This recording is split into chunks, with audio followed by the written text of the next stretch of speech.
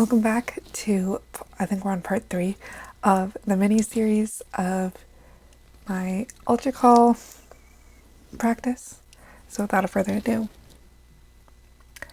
let's get back into it.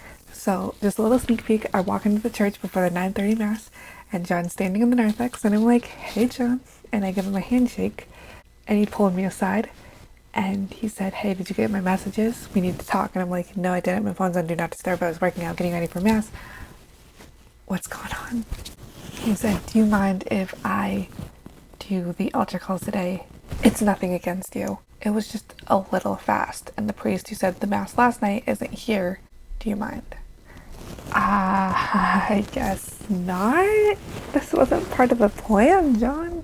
And out of, that anxiety, that overthinking and everything started coming into my head, and I'm like, is John mad? Did I let him down? Did I let the church down? My family was coming to this Mass. They were expecting me to do the altar call. Did I let them down? I kind of wanted to do it. I wanted to see if I could do better. But now I can enjoy the Mass, less pressure on me. I can relax.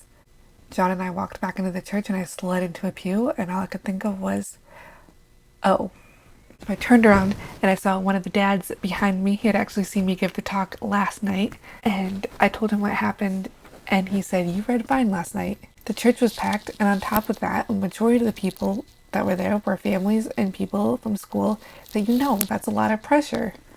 Once my family got back into the pew with me and Mass started, a million thoughts and feelings were running through my head. Like I said, one of the big ones was, did I let all these different people down? In particular, John, in particular, the church, in particular, my family and myself. Was John hurt and sad and let down? I love going into the church office every now and then, so would I still be invited to come say hi to him?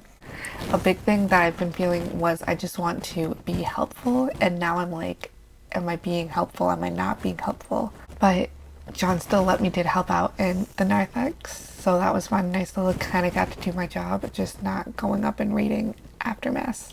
My head was spinning and I was distracted the whole Mass. At altar call time, John got up and he gave a really great altar call.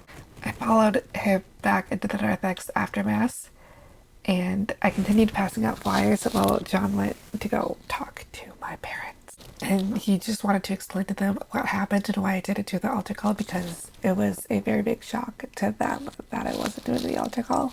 After we finished passing out flyers, I asked John what the plan was and if he wanted me to come back for the 11 o'clock Mass, because I would help him out in the narthex. Even though I didn't give the altar call at the 11 o'clock Mass, I still wanted to help him pass out the flyers. And he said, "You do?